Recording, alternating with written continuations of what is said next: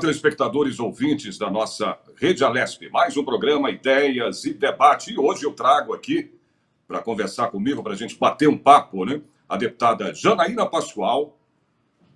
Olá. E a deputada e a jornalista Madeleine Lasco. Oi, eu falei tudo certo, bom? Madeleine? Lasco? Falou. Lasco. Então, tô Isso. certo, viu, deputada?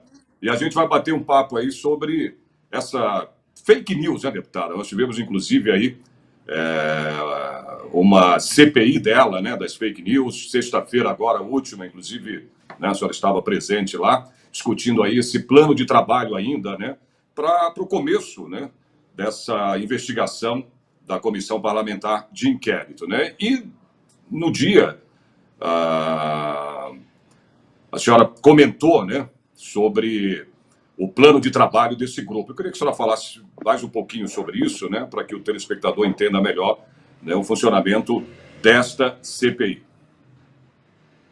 Então, nós, na verdade, decidimos começar ouvindo especialistas, até para ajudarem na definição do objeto de análise da própria CPI. Eu cheguei a sugerir numa das sessões que a Madeleine fosse uma das especialistas ouvidas, só que nós já estamos com 6 especialistas, né? 2 já foram ouvidos na sexta-feira passada, 2 profissionais da área do direito, já tem outros 2 designados para esta próxima sexta e 2 para outra sexta. Então, se nós tivéssemos mais especialistas, ficaríamos muito tempo nessa primeira fase.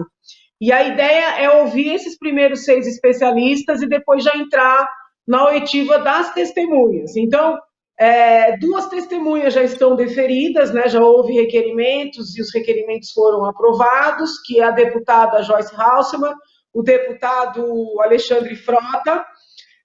Representantes das várias plataformas também vão ser chamados, seja para falar sobre os procedimentos que adotam, né, presentemente, sobre os procedimentos que pretendem adotar nessas eleições de 2020, e pelo material que eles já têm, porque houve aí derrubadas recentes de páginas, né, tanto à direita como à esquerda, e não houve uma clareza sobre os critérios utilizados para essas derrubadas. Então, nós queremos ouvir esses profissionais, representantes das plataformas, para que possam explicar, né, quais foram os critérios para derrubar as páginas daquelas pessoas que são apontadas como bolsonaristas, e também muitas outras, né, páginas e também redes de WhatsApp ligadas à líder, a presidente do PT, que é a deputada Gleisi Hoffmann. E então houve um pequeno debate ali, mas no fim houve consenso para que tanto esses especialistas, como esses 2 primeiros parlamentares testemunhas, como os representantes das plataformas, já fossem ouvidos nesse primeiro momento. O colega Fiorilo arrolou, né, algumas pessoas que aí já não viriam como testemunhas, nem como especialistas, mas pessoas que foram, de alguma maneira, citadas ou no inquérito do Supremo, ou nas matérias referentes à derrubada dessas páginas. Então, algumas convocações foram aprovadas, mas houve uma deliberação por todos os membros de transformar as convocações em convites, né? Então, auxiliares de alguns parlamentares, assessores e ex-assessores de alguns parlamentares serão convidados a prestar depoimento na CPI, né? Então, assim, um aspecto que a gente tem debatido muito é de evitar trabalhar com conteúdo, ou seja, evitar querer dizer o que é fake e o que não é fake, que é muito difícil estabelecer, né, os limites, acaba entrando um subjetivismo muito grande nessa análise, e lidar com financiamento, com monetização, que também é uma forma de financiamento, com redes, né, com mudança também de percepção sobre os males provocados, né, por essas várias estratégias. Eu solicitei a oitiva da Marina Silva e a comissão deferiu, né, porque a Marina Silva ela tem dado várias entrevistas dizendo que ela foi a primeira grande vítima, né, de fake news. E é muito interessante como os colegas, né, do PT, do PSOL, passaram a se incomodar com as assim chamadas fake news agora, né, porque agora, vamos dizer assim, a direita está no poder. Mas enquanto elas foram úteis para a esquerda, eles não se manifestaram, pelo menos não com essa mesma veemência. Então, eu quero ouvir a ex-senadora, a ex-ministra, e que foi também candidata à presidência, Marina Silva. Então, a bem da verdade, a gente já está ouvindo os especialistas, né? Os dois Mas a especialistas que senhora foram ouvidos falou. na última. Não, só para a senhora me corrija se eu estiver errado, claro, né?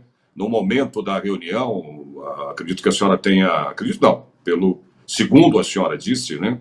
Falou na reunião, esse é um ponto que vai ter que ser discutido, né? Porque, segundo a senhora disse, não foi citado aí nenhum exemplo ainda de fake news no âmbito da eleição estadual. E, no entanto, né, as fake news aqui se remete às notícias falsas durante as eleições de 2018. Eu estou errado? Olha, foi Senhora... interessante. Houve uma coisa, aconteceu um Não, negócio só para. interessante.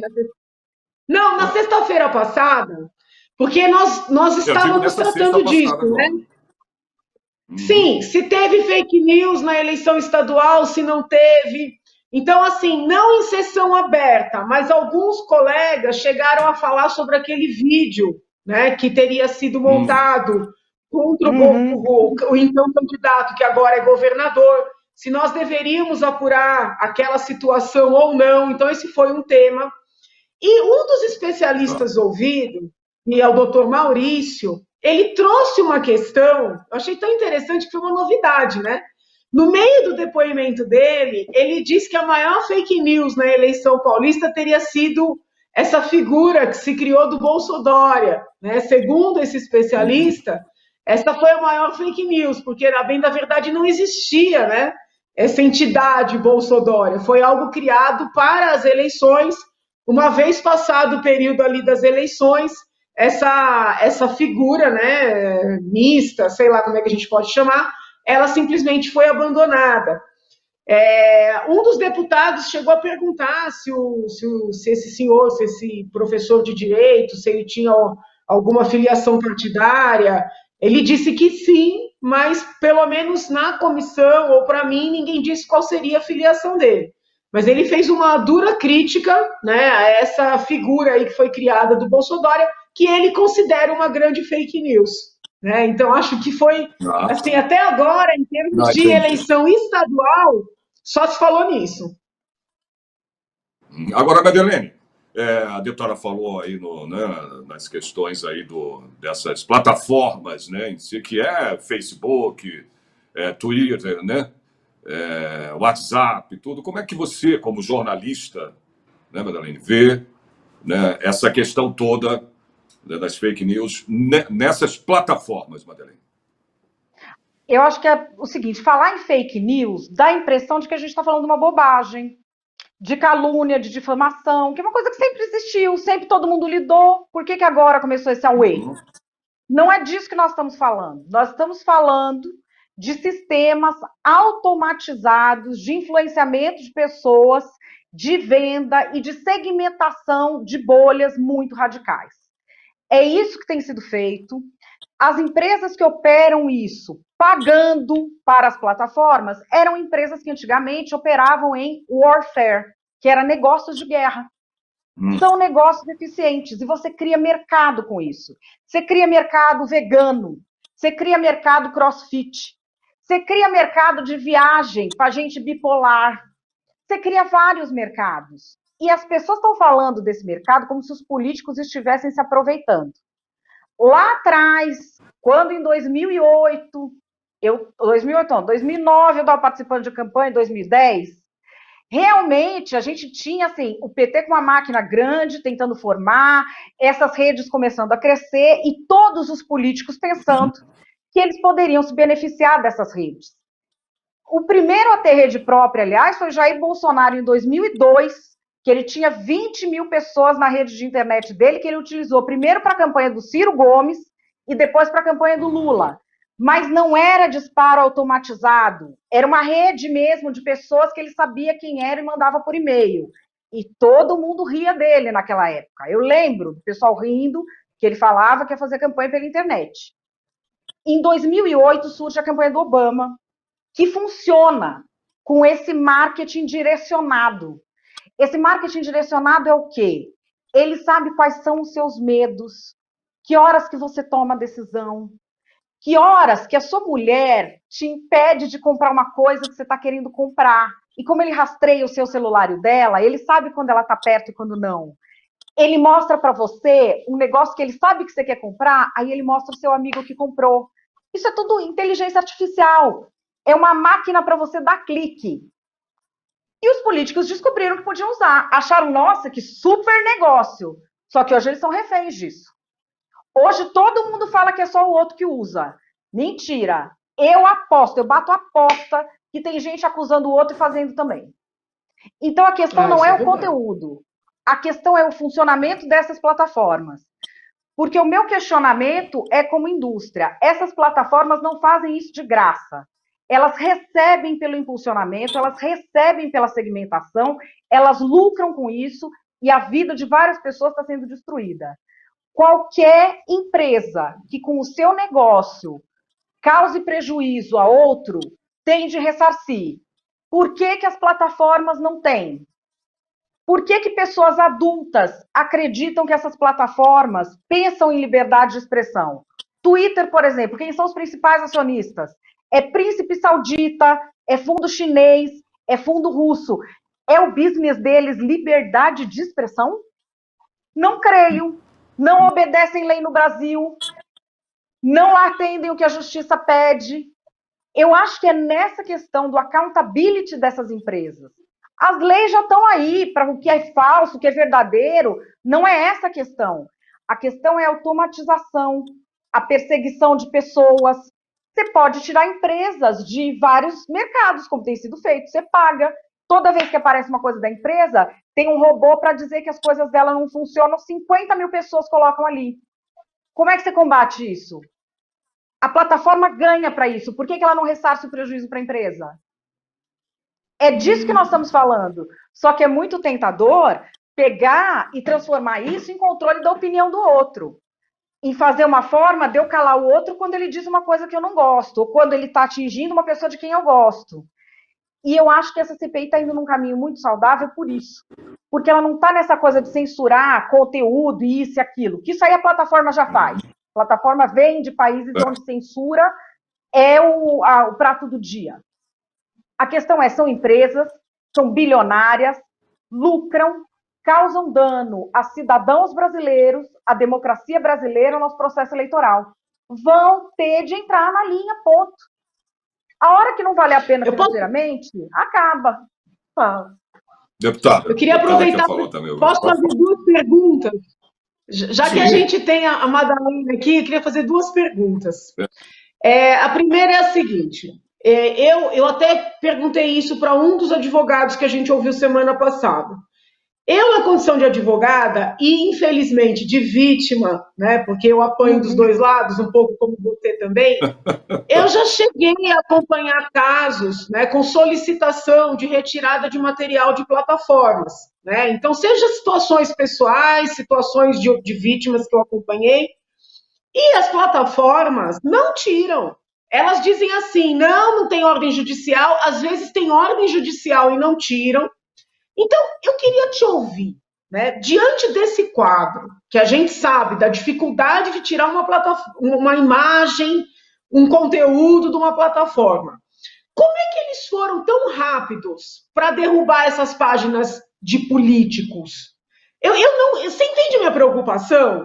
Às vezes você tem situações envolvendo assim, material por exemplo, eu orientei uma tese que trata daquele porno revenge, né? Que a pessoa desmancha um namoro, aí a pessoa que foi abandonada não se conforma, pega um material íntimo, joga nas redes.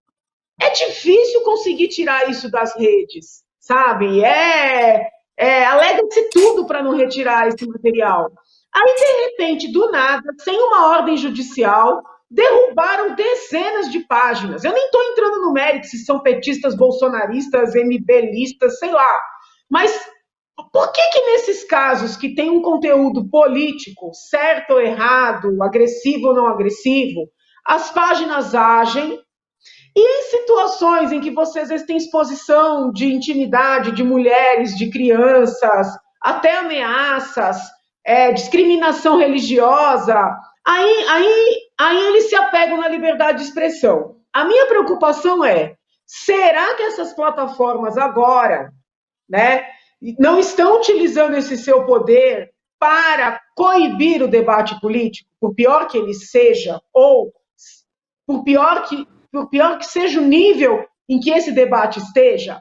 Você entende? Eu estou achando estranho. O que eu vejo do que eles fazem é reserva de mercado. A movimentação que eles fazem é deixar o sistema político, sistema judicial na mão deles, iludindo as pessoas de que isso seja liberdade de expressão. Não é liberdade de expressão coisa nenhuma, porque é mediado por um particular. Então, nem vem que não tem. Por que todo mundo tem que obedecer regra no Brasil, menos eles? Não tem isso. O que eles fazem é o seguinte, se de repente aquela operação daquela plataforma está prejudicando eles financeiramente, eles tiram.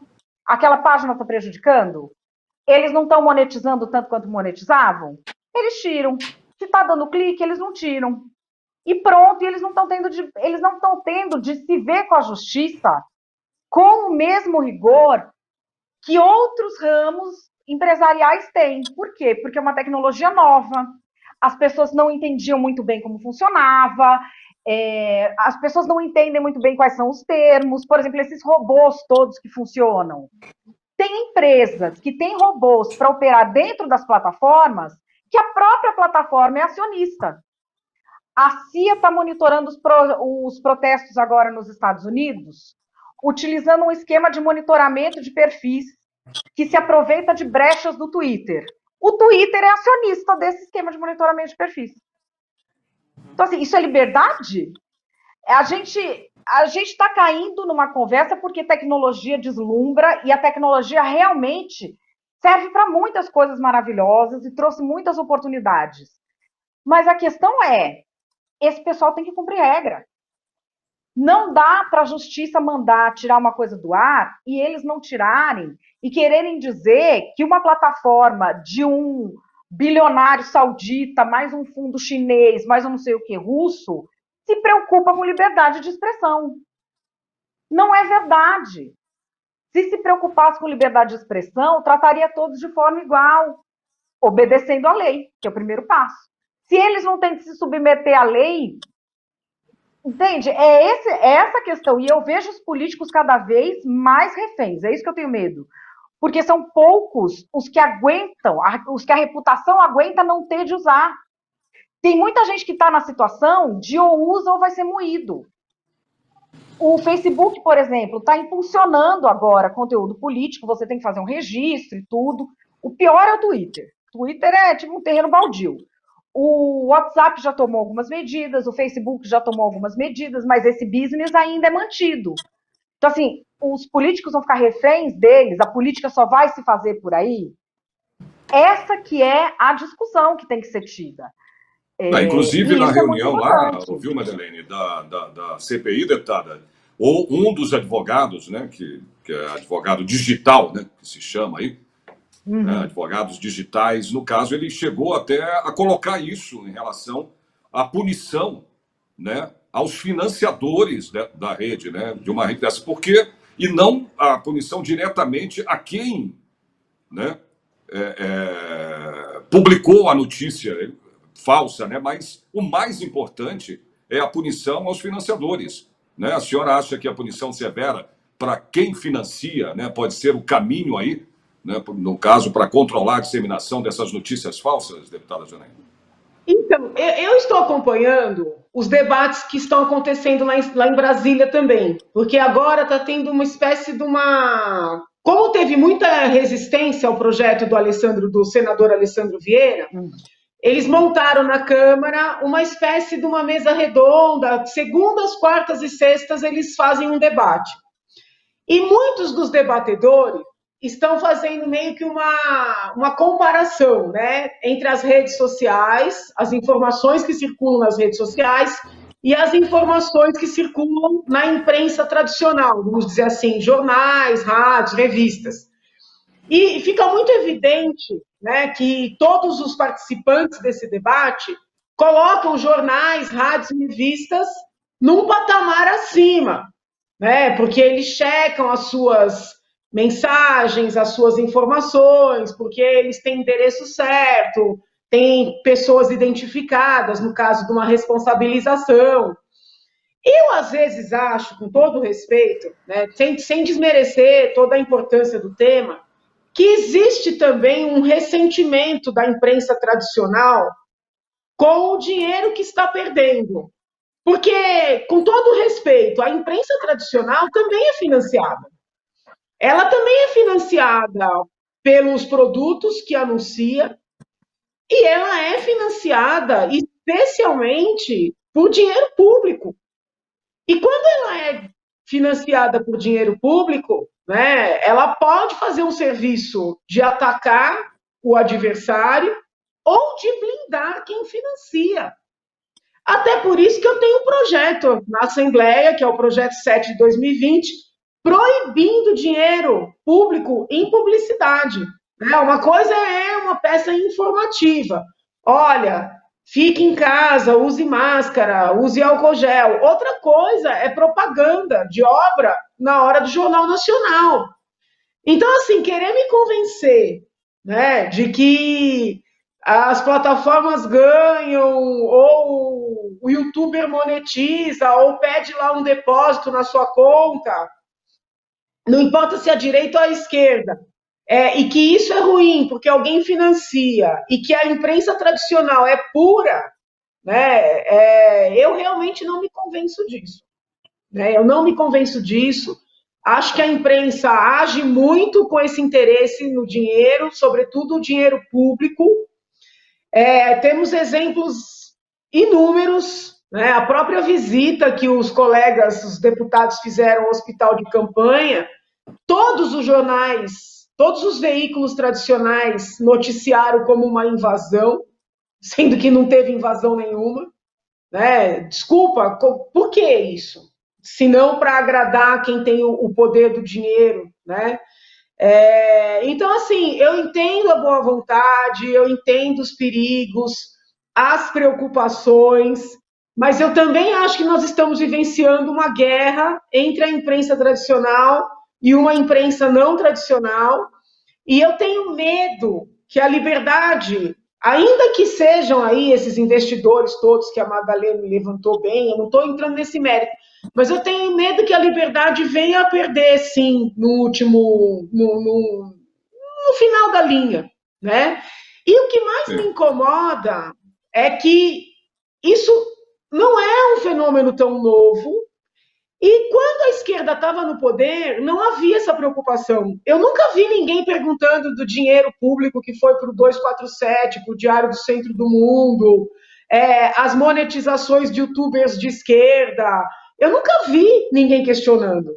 Né? E, de repente, você tem jornalista de direita, que não é uma direita com a qual eu concordo, mas jornalista de direita sendo preso, dizendo que está fomentando o ato antidemocrático. Então, assim, no fim, eu não consigo, por enquanto, deixar de enxergar algo ideológico e também comercial nesse movimento de guerra, vamos dizer assim, ao que se convencionou chamar de fake news, sabe? Eu não consigo deixar de ver. E essas redes sociais, né, deputada, aí com bastante número aí, né, com maiores números aí de seguidores, ela tem tomado medidas para tentar coibir, né, essa propagação da notícia falsa. A senhora avalia que essas redes, elas poderiam colaborar até com mais rapidez, né, acelerar mais esse processo? Acho que a Madá quer falar, ela está com uma carinha. Fala, Madá. Então, Madalena, é para as duas. Madeleine, você ouviu a minha pergunta? Ela está falando, mas o som dela não está saindo. Ela está sem áudio. Ela não está tendo retorno. Peraí que ela vai colocar já. Ela está sem o Enquanto a áudio. Madá vai Mas, ajustando. enquanto ela não Voltou? consegue arrumar, responda a senhora. Isso. O problema é saber o que é fake. O que é fake news? Então, eu acabei de sair da reunião do Colégio de Líderes. Houve lá um embate para saber se a Assembleia volta a fazer plenárias presenciais ou não. Não vou expor aqui quem está a favor, quem está contra, mas alguns colegas estão contra, acham que isso vai expor a saúde e tudo mais. E um dos colegas trouxe a questão da cloroquina. E ele entende que é fake news quando você diz que a cloroquina surtiu efeito no tratamento de um número significativo de pessoas. E que é fake news dizer que há especialistas e cientistas que defendem esse tratamento precoce. Desculpa, não é fake news. Né? Isso é uma manifestação da liberdade profissional de um grupo significativo de médicos. Né? Está na esfera da autonomia dos pacientes elegerem a forma de tratamento junto com seus médicos. Eu me curei do Covid, não tomei cloroquina, mas conheço uma infinidade de pessoas, inclusive médicos, que quando doentes com Covid, tomaram cloroquina. Então, assim, a minha preocupação é que a gente, ao eleger o que é fake e o que não é fake, vai estabelecer um discurso, né, que é aceito por quem tem poder de impor esse discurso. Teve uma médica que teve um vídeo retirado de uma plataforma porque ela narrou neste vídeo a experiência com os seus pacientes que ela tratou com kit, né? Cloroquina, azitromicina e outras substâncias. Peraí, não é fake news. Você pode concordar, pode não concordar, mas ela estava ali com o seu nome real, com a sua cara, ou seja, ela podia ser reconhecida, desmentida eventualmente, mas ela estava se expondo, né, a toda a patrulha, dizendo, olha, tratei tantos pacientes com esse protocolo, tive sucesso em tantos %. Cadê fake news nisso aí? Então, o fake news acaba sendo também uma grande figura, né, que criaram, que os poderosos criaram para calar quem é divergente. Uhum. Madeleine, tá ouvindo a gente agora, Madeleine? Agora eu tô. Vocês estão me ouvindo? Sim. Perfeitamente bem. Então, eu queria entrar nessa deputada... parte que a Janaína falou, por exemplo, de classificar como fake news uma coisa de que você discorda, ou que você acha ruim, ou que você acha má prática médica. Na realidade, nós estamos falando aqui de relações comerciais. A deputada falou da imprensa tradicional. Tem órgãos de imprensa tradicional que têm acordos muito interessantes com plataformas. Por que isso não é investigado? Que passam a fazer discursos semelhantes. E o algoritmo dessas plataformas oferece esses canais mais do que outros. E esses canais vendem isso. Por exemplo, você faz um acordo com o YouTube, você faz um acordo com o Twitter. Então você tem, vamos dizer, você tem uma emissora de TV e a outra emissora de TV que é sua concorrente não fez. Ela tem muito mais audiência que você. Só que todo mundo que entra, ele mostra você na home e não o outro. Ele força no feed, porque o que ele te dá a seguir do primeiro que você clica não é você que escolhe. É o algoritmo que coloca para você. Então, ele coloca de acordo com os acordos comerciais deles. Então, assim, a relação é puramente comercial. E tanto a nossa liberdade quanto a política em si acabam ficando reféns disso. Porque você tem esses fundos que, na verdade, vamos dizer, o cara que ele é um youtuber, que ele está pedindo uma contribuição ali, que ele só tem o canal dele, que é um indivíduo, isso é uma coisa. Ali ele vai ter liberdade, ele vai ter a possibilidade de produzir uma coisa que talvez ele nunca tivesse, porque nenhuma TV ia dar espaço, nenhuma rádio ia dar espaço. Esse é um caso. Isso. E esse geralmente é o que está tomando no lombo, que não tem nada a ver com o que tem de problema aí. Onde é que está o problema? No que é promovido e automatizado, sem a gente ver, para entregar artificialmente para determinados grupos de pessoas, para inflar discursos, para inflar a importância de pessoas. A gente tem gente assim que é recordista não sei o que no YouTube e que na TV perde pro João Kleber. Como é que pode um negócio desse? Qual é a Entendi. explicação Uhum. para isso? Então, assim, são acordos comerciais e que envolvem. A gente está falando aqui das plataformas de redes sociais porque elas são mundiais e elas são bilionárias. Então, chegando num país em anos de crise econômica, porque assim, agora nós estamos, Covid, não sei o quê, mas a crise econômica vem se arrastando muitos anos. Meios de comunicação já muito em crise. O que impede de repente, alguém vender a sua opinião e fazer um acordinho desse e passar a ser um puxadinho de fundo de quintal partidário de alguém? De qualquer pessoa que seja. Nada impede, ninguém vai atrás, porque fica todo mundo querendo censurar o outro. Que um não pode falar de cloroquina, o outro não pode falar de não sei o quê, o outro não pode falar de não sei o que lá, fica querendo dar opinião.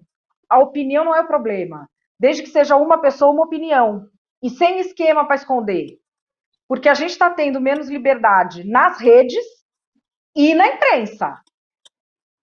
As duas estão perdendo a liberdade. E os políticos também. Porque a gente está num cozidão que o político, se ele não entra nesse esquema, isso é verdade, o pessoal está aí na boca da eleição, o pessoal está vendendo disparo de WhatsApp, disparo de não sei o quê, e tem gente comprando antecipado sem nem saber se vai fazer. Por quê? E se fazem contra mim? E se de repente meu adversário compra do Twitter ou compra do Facebook e eu não compro, ele deixa me moer? Não dá tempo de eu me salvar. Então, assim, a gente tem que ver, eu acho, a questão econômica. Fica todo mundo querendo legislar, né, no âmbito federal, eu vejo sobre a roda, né?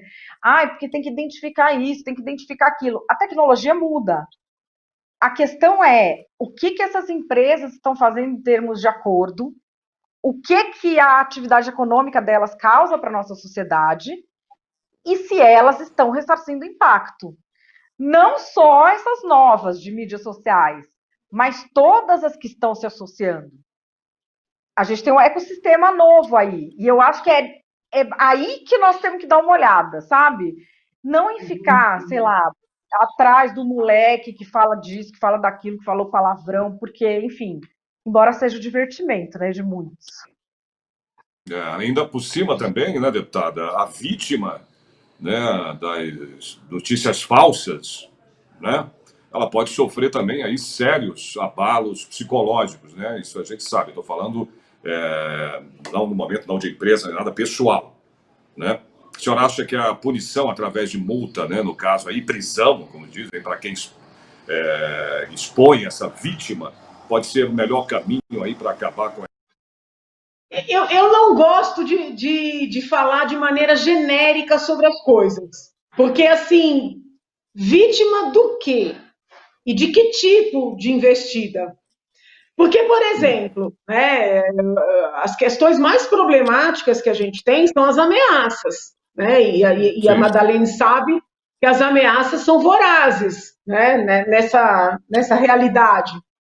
Então, eu acho que a pena da ameaça no Código Penal para o tipo de investida que ocorre, né, nas redes sociais, sobretudo aquelas investidas mais organizadas, de ameaças mais organizadas, que conseguem todos os endereços de todos os parentes, dados privados de todos os parentes, né, e que isso dá uma credibilidade na ameaça, a pena do Código Penal é muito branda, para o medo, para o desespero, para o inferno que se faz na vida de uma pessoa.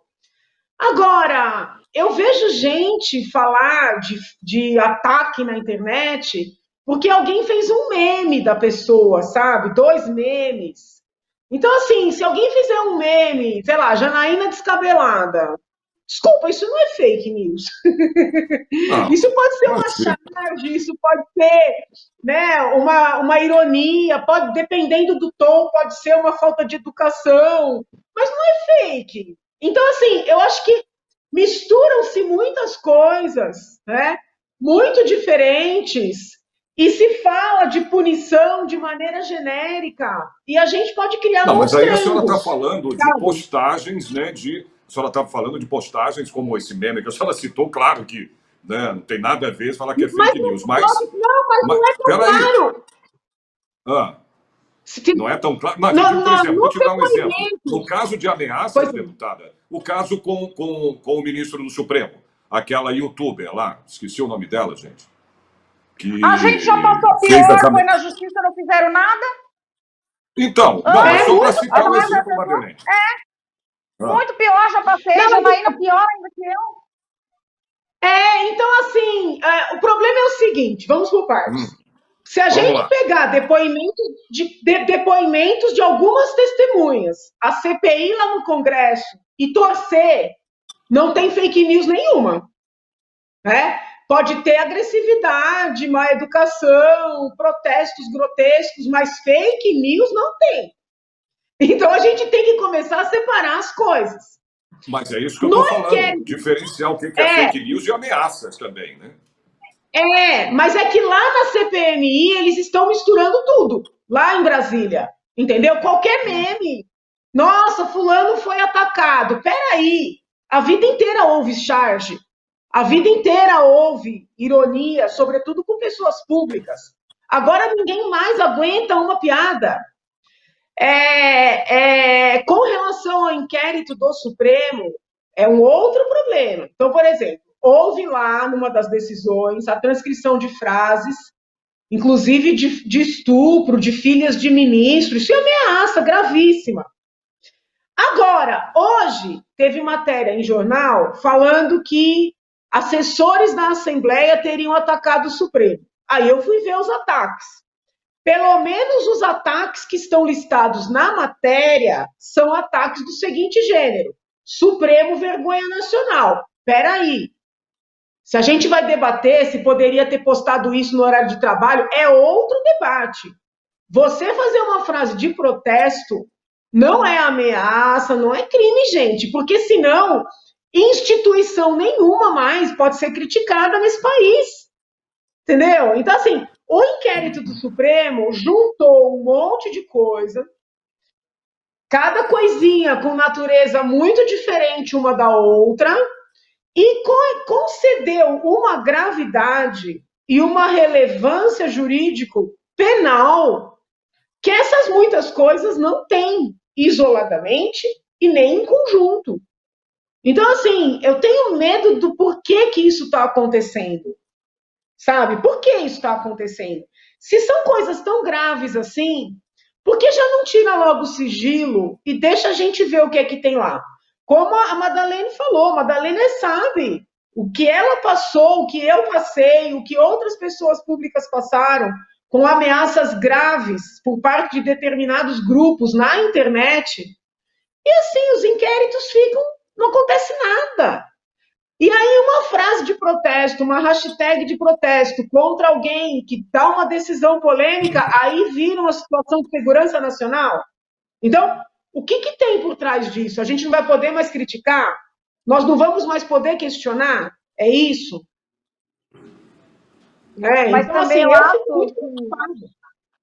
eu também vejo aí, até me sinto meio sem graça de falar isso, mas existe um grande despreparo dos jornalistas para lidar com esse tema. O jornalista não gosta de exatas. Então, você estudar algoritmo, você estudar equação, você estudar algoritmo aplicado em inteligência artificial, não quer. Não quer. Não quer, não vai querer, não adianta. Fazer não sei o que é o cubo, já não quer também.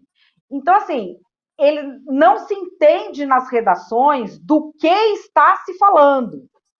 Então, quando a gente fala, por exemplo, o que é uma ameaça, um ataque coordenado? É uma pessoa que vai lá e contrata um serviço para hackear os seus documentos e vai disparar isso bombardeando 500 mil, 600 mil tweets de pessoas desconhecidas, com robôs, tudo orquestrado. Em 2 minutos tem 500 mil tweets, com tudo da sua família inteira na internet, aparece gente na sua casa. É disso que eu estou falando. Eu tenho colegas meus queridos que comparam isso a um tweet que ele recebe falando: fulano, você é um idiota, merece morrer. Então, não pode, gente. Porque assim, o direito... Não, por quê? Porque ele nem entende a coisa do... Mas, por exemplo, me xingar O povo me xinga desde faz o quê? 24 anos, desde que eu comecei a trabalhar, me xingam todo dia. Eu falei para a Janaína, me xingam tanto de vagabunda que estão quase me convencendo já. Já estou quase convencida. Falei, vou mudar de profissão. Mas eu não Ah, ligo, porque a Madeleine é pessoa não é maravilhosa. obrigada a gostar de Olha mim. isso. A pessoa não é obrigada a gostar de Não, eu mim. Ele quer sei, me querida, xingar, claro, ninguém ele me eu sei. xinga. Não, mas Eu isso tô, ó, não é tratamento, né, deputada, que se dê a ninguém, nem a você, dane-se, ninguém. cachorro late pra lua, a lua não late pro cachorro, deixa ele lá xingando. Isso nunca me incomodou.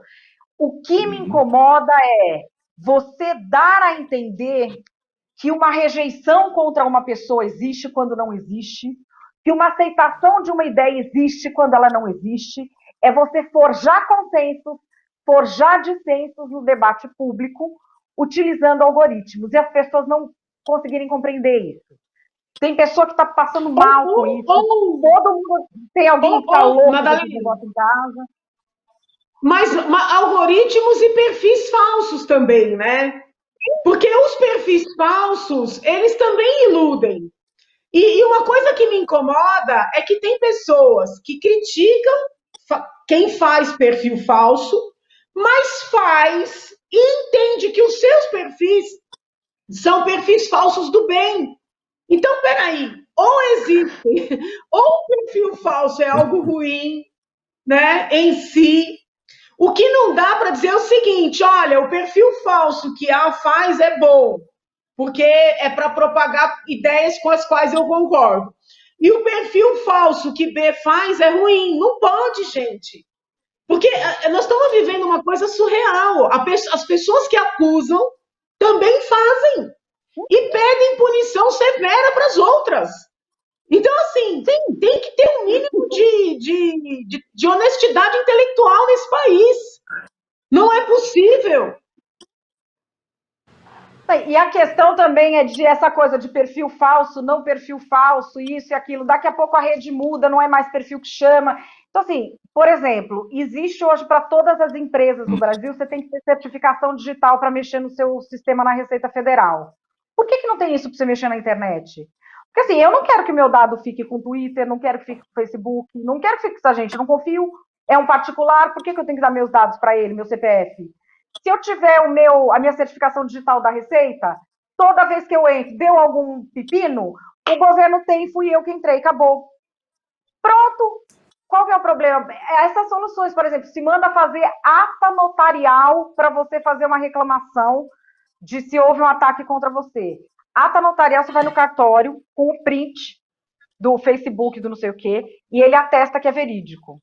E se você levar um falso impresso e ele atestar que é verídico? Os sistemas que a gente tem para coibir não coíbem. E a gente não usa a tecnologia que já existe. Porque, assim, na minha opinião, a prioridade de muitas pessoas é vingança. É vingança, não é justiça. Porque é um processo que dá muita raiva quando você passa. Então a pessoa fica querendo aquele justiçamento. Mas se você fizer o justiçamento de um lado, amanhã ele volta pro seu. Então, assim, nós temos que parar com isso, né? É complicado, né? Mas fala, deputada, a senhora queria falar o quê? Quer concluir alguma coisa? Mas assim, até voltando um pouco no tempo, eu sempre me chamou muita atenção porque as pessoas são muito defensoras da liberdade de manifestação, até alguém as criticar. Então, o que eu já vi de gente que é extremamente contundente, extremamente até agressivo, no modo de escrever, no modo de falar, de se manifestar. E quando alguém faz qualquer comentário a seu respeito, entra com queixa-crime na justiça, diz que foi vítima, pede indenização. Então, assim, são as mesmas pessoas que alegam liberdade de manifestação para não quererem indenizar, nem serem responsabilizadas, né, pelo que falam, combatem essa mesma liberdade quando o outro faz algum tipo de afirmação. Eu não preciso ir longe.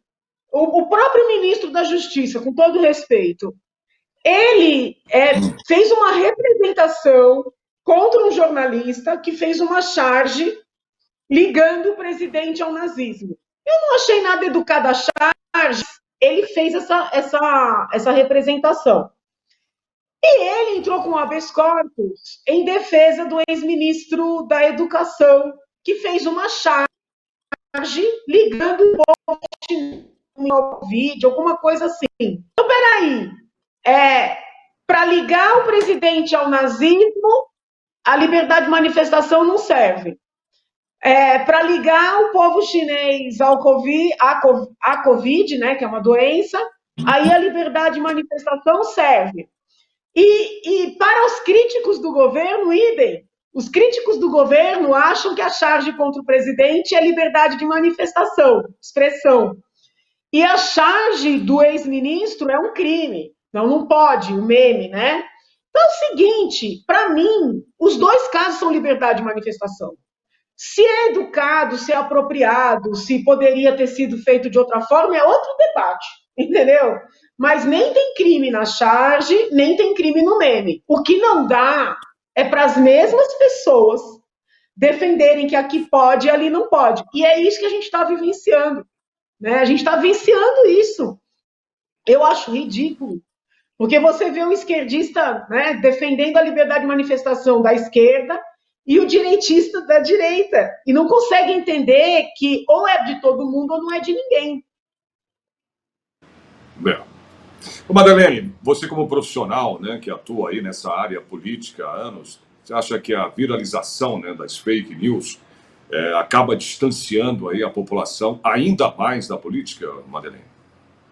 Eu acho que cria uma sensação de confusão, porque as pessoas tiveram um interesse maior por política, um interesse genuíno por política. Eu acho que desde 2006, 2007, quando tinha aquelas CPIs que o povo começou a botar telão em bar, lembra, pra gente ver à tarde? Acho que as pessoas começaram a querer... As pessoas nem sabiam o que era Congresso Nacional, nada, lembra? A gente ia falar, a gente era o chato da turma, ninguém pegava o caderno de política do jornal. Isso foi mudando, e isso eu achei muito legal. Mas tem uma coisa que assim, o brasileiro ele é muito bom de iniciativa, mas não é tão bom de terminativa. Então, quando começou a aprender um pouquinho, o que a gente faz? A gente confia em alguém e tudo que aquela pessoa fala, nossa, gente, para mim é lei. Então, assim, primeiro o cara elege... E aí a gente tem essa sequência que você pega um político, eleva ele para o céu e depois para o inferno. Vai para o céu e depois para o inferno. Por quê? Porque ninguém é Deus. Todos são falíveis. E se ele for só bajulado, ele vai se perder mesmo. Tem que ter pessoas que, vamos dizer, eu acredito nesse projeto, e quando você perder o chão porque o poder inebria, eu vou te ajudar a corrigir o seu rumo. A gente não tem isso, as pessoas não aprenderam isso. A pessoa acredita, o político fala, a pessoa fica, ai, vou defender esse homem até a morte. E nas redes sociais, como você tem esse algoritmo, ele é feito para vender. E ele vende como? Você segmenta as pessoas, radicaliza o máximo possível. Por exemplo, como é que você vende um livro de terra plana? A pessoa está tão radical que já não é mais questão se terra plana é ou não. Já é, ela já vai lá, já compra. Isso é um mercado milionário hoje em dia. E isso acaba acontecendo com a política também. A realidade, de repente, não importa. Os valores dela vão ficando para trás. Ela começa a criar laços afetivos com pessoas que ela nem conhece, com base na similaridade de opinião. Quando os melhores amigos da gente não são os que pensam igual, são os que falam pra gente quando a gente está fazendo uma coisa errada. Amigo tem que pensar diferente, nunca a gente precisou de amigo pensando igual. E eu acho que é aí que a coisa se perde. Então, assim, a gente teve interesse maior por política, mas teve esse fenômeno tecnológico chegando ao mesmo tempo. Que ele tem um lado sensacional, que é o da possibilidade de fiscalização, da possibilidade de aprender e da possibilidade de você estar dentro do poder. Você vê a casa parlamentar, você vê uma sessão parlamentar, você tem acesso aos documentos. Isso é fantástico. Isso é uma coisa assim que eu não pensei que eu ia viver para ver isso, de verdade. Mas, por outro lado, você tem uma coisa que tem um autor que é o Daniel Burstein, chama a ilusão do conhecimento. Ele trata disso no Congresso americano desde a década de 60. Quando os políticos fazem uma aura para dar a entender que você compreendeu aquele processo, sendo que aquele processo não foi compreendido, ele disse só o que ele queria. Então as pessoas acabam ficando com isso que elas pegam nas redes sociais, assumindo como verdade. começam a ter essa necessidade de brigar com os outros, e disso, daquilo, daquilo outro, e de só conversar com quem tem um consenso, e de nunca mudar de ideia, entra no debate, é para mitar ou é para lacrar. Nunca a pessoa fala pro outro, putz, fulano, sabe aquele negócio que ele falou? Estava certo. Eu acho que é isso que a gente tem que começar a observar, que a relação humana não está natural. E se quando você vê uma notícia de política, você tem uma reação que é uma coisa como se fosse com a sua família, como se sua mãe tivesse morrido, tem que parar, respirar 30 segundos e falar o que está acontecendo, porque aquela relação não é normal, ela é emocional. E política é racional, né? Não são os nossos afetos, só que em jogo. Deputada, a gente está chegando já ao final do programa. Esse negócio do racional está acabando, não?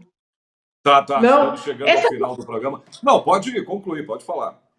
Não, essa coisa do racional, ela é interessante, porque, por exemplo, agora que eu estou vivenciando a Assembleia, quem olha de fora, às vezes acha assim, olha, aquele deputado votou sim ou não para aquele projeto, né?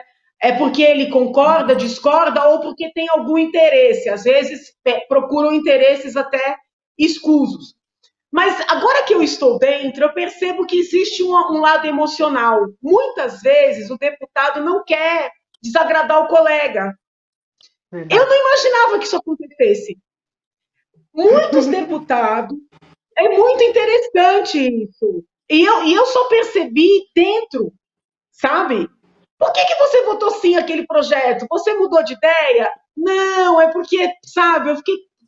Era tão importante para o colega aquele projeto. Então, assim, o ser humano, ele nunca é algo, né, assim, alheio ao emocional completamente. A gente tem que tentar fazer um exercício de ponderação, sabe? Para não ficar nem uma coisa assim absolutamente emocional, que beire ao irracional, e também não tão racional a ponto da gente esquecer a nossa própria natureza, né? A política, ela tem muito de emotividade, de emoção, de coração, sabe? É muito interessante. A gente está num debate sobre um projeto da deputada Marina Elô, que trata de primeira infância.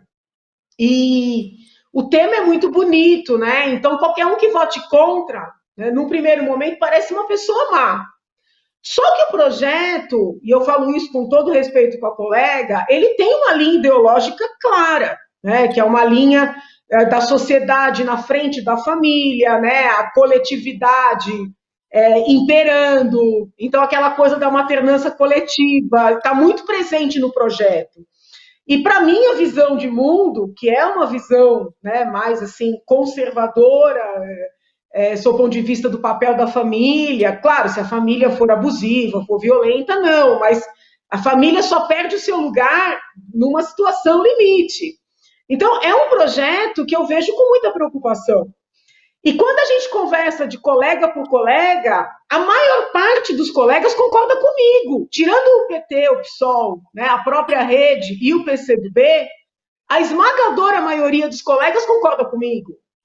Mas eles se sentem, de alguma maneira, constrangidos, né, de falarem contra um projeto que trata da infância, por mais que a visão deles seja favorável a proteger a criança. E não, mas a Marina é tão legal, esse projeto é tão importante para ela. O projeto da deputada Marina Elô, exato. Não, eu só estou querendo dizer que nem sempre o racional é o que conduz a política. Entendi. Eu ouso dizer que o racional vem no final da fila, sabe? Da nossa vida, aliás, né? Não, e assim, a Marina é minha amiga, gente. Quem nunca lidou com a Marina? A Marina tem bebê pequeno, engravidou no mandato. Sim, e ela ele acabou de ter neném, né? Ela é um doce. Então, assim, eu fico imaginando esses homens, assim, um Barros Munhoz, como ele fala um não para Marina Elô? Ele não consegue! Ele não consegue! Ele fala para mim, ele fala para Janaína. Para Marina ele não vai falar nunca, ele morre, mas ele não fala.